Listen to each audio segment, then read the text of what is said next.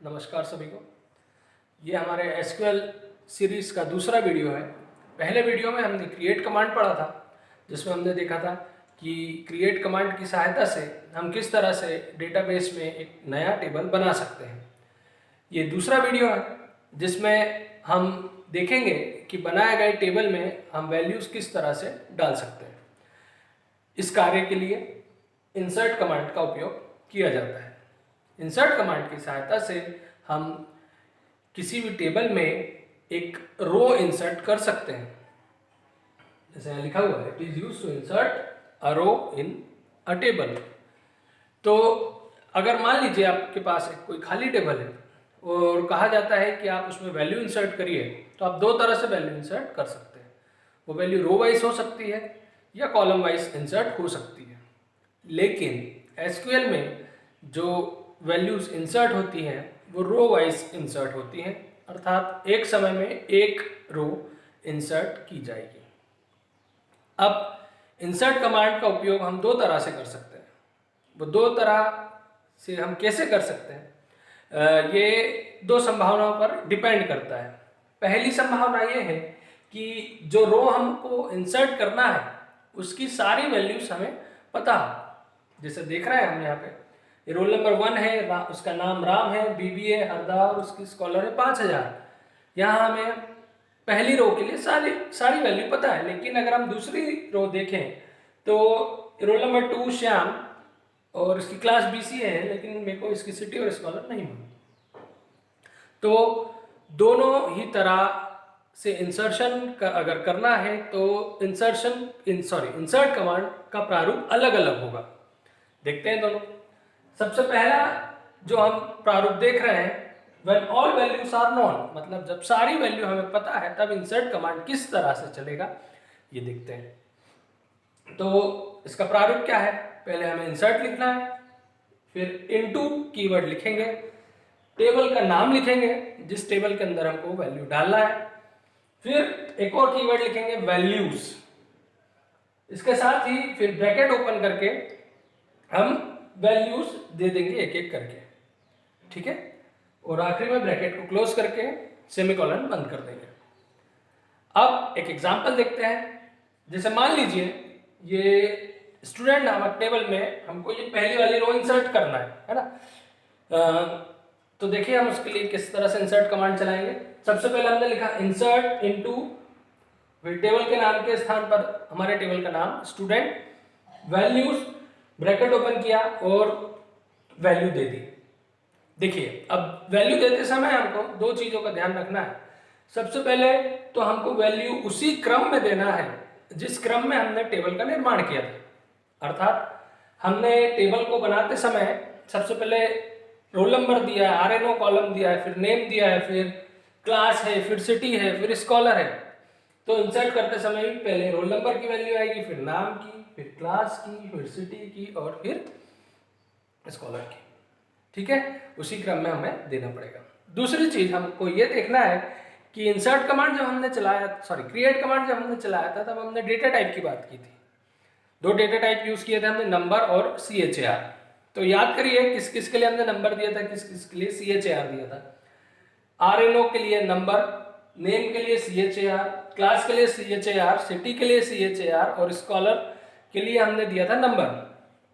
तो ध्यान रखिए जहां भी हमने CHAR का उपयोग किया है तो उसकी वैल्यू देते समय हम सिंगल कोट्स का उपयोग करेंगे। इस तरह से सिंगल कोट के अंदर देना पड़ेगा। पहली वैल्यू हमने रोल नंबर की दी, उसका डेटा टाइप नंबर था इसलिए यहाँ पर सिंगल कोट का यूज नहीं हुआ। नाम कैरेक्टर टाइप है इसलिए सिंगल कोट्स के अंदर, क्लास कैरेक्टर टाइप है इसलिए सिंगल कोट के अंदर, सिटी कैरेक्टर टाइप है इसलिए कोट के अंदर, और स्कॉलर न्यूमेरिक टाइप है इसलिए यहाँ पर कोट का यूज नहीं किया।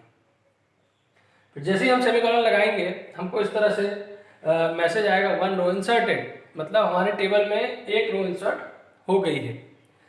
अब दूसरा केस, जब हमको कुछ वैल्यूज नहीं पता, मतलब कुछ ही वैल्यू पता, तो दूसरा तरीका आप देखते हैं इंसर्ट कमांड का। when few values are known, मतलब जब हमको कुछ वैल्यूज ही पता है तो इंसर्ट कमांड किस तरह से कार्य करेगा। उसके लिए देखिए ध्यान से, इंसर्ट इनटू टेबल का नाम, ये तो वैसा ही है जैसा हमने पहले प्रारूप में देखा था, इंसर्ट इनटू टेबल का नाम। बस अब अंतर यह है कि टेबल के नाम के बाद हमको ब्रैकेट में उन कॉलम्स के नाम लिखना है जिनकी वैल्यू हमको पता है, ठीक है। फिर ब्रैकेट को क्लोज कर देंगे, फिर लिखेंगे वैल्यूज और जो कॉलम के नाम हमने यहाँ दिए थे उनकी वैल्यू देंगे, है ना। फॉर एग्जांपल देखते हैं, जैसे ये वाली जो दूसरी रो हम इंसर्ट करेंगे, इसमें मेरे को रोल नंबर पता है, नाम पता है और क्लास पता है ना, सिटी और स्कॉलर नहीं पता है। तो देखिए किस तरह से इंसर्ट करेंगे। इंसर्ट इनटू टेबल का नाम हमारा स्टूडेंट, ब्रैकेट के अंदर मैंने कॉलम के नाम दिए हैं, जो जो कॉलम मेरे को पता है। कौन कौन से कॉलम पता है? रोल नंबर, RNO, नेम और क्लास। ब्रैकेट बंद कर दिया, फिर वैल्यूज लिखा और फिर उनकी वैल्यूज दे दी, ठीक है। तो ये दूसरा तरीका है। ये तरीका हम तब यूज करते हैं जब हमको कुछ ही वैल्यू पता हो, सारी कॉलम्स की वैल्यू पता नहीं होंगी, तब हम ये तरीका यूज करेंगे। इसी के साथ हमारा इंसर्ट कमांड यहाँ खत्म होता है। मैं उम्मीद करता हूँ आप लोगों को समझ में आया होगा। अब एक तीसरे कमांड को हम फिर देखेंगे, पूरा नहीं देखेंगे, थोड़ा सा देखेंगे अभी इस वीडियो में। तीसरा कमांड है हमारा सिलेक्ट कमांड। सिलेक्ट कमांड का यूज हम करते हैं किसी, हमने जो टेबल बनाया है, देखिए अभी हमने क्रिएट कमांड बनाया, इंसर्ट कमांड का चला के देखा, लेकिन ये दोनों ही अंदर काम कर रहे हैं। क्रिएट कमांड ने टेबल बनाया, ठीक है, इंसर्ट कमांड ने टेबल के अंदर वैल्यू डाली, लेकिन जो कुछ हो रहा है अंदर हो रहा है, हमारे सामने हमको आउटपुट के रूप में कुछ नहीं दिख रहा है। तो आउटपुट के रूप में अगर हमको हमारे टेबल को देखना है तो उसके लिए हम सिलेक्ट कमांड का यूज करेंगे। Select command is used to view और access rows of a table.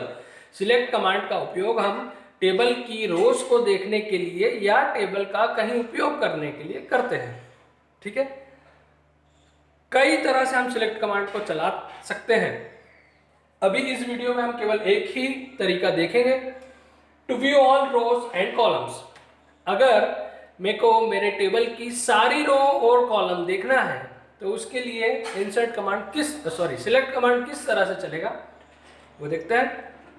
हमको लिखना है सिलेक्ट, फिर स्टार फ्रॉम टेबल का नाम और आखिरी में सेमीकोलन। देखते हैं एग्जाम्पल, सिलेक्ट स्टार फ्रॉम हमारे टेबल का नाम स्टूडेंट और आखिरी में सेमीकोलन लगा देंगे। सेमीकोलन लगा के जैसे ही हम एंटर मारेंगे स्क्रीन पर हमको ये टेबल दिखेगा।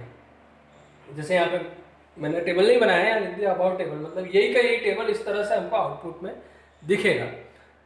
तो सिलेक्ट कमांड को हम दूसरे तरीके से भी यूज कर सकते हैं। अभी हमने जो यूज किया है उसमें हम सारी रो और सारी कॉलम देख सकते हैं। अब आने वाले वीडियो में हम सिलेक्ट कमांड को कंप्लीट करेंगे और दूसरे कमांड्स को भी देखेंगे। उम्मीद करता हूँ इस वीडियो में मैंने जो भी आपको बताया है वो आपको समझ में आया होगा। कमेंट करें और बताएं आपको वीडियो कैसा लगा। Thank you.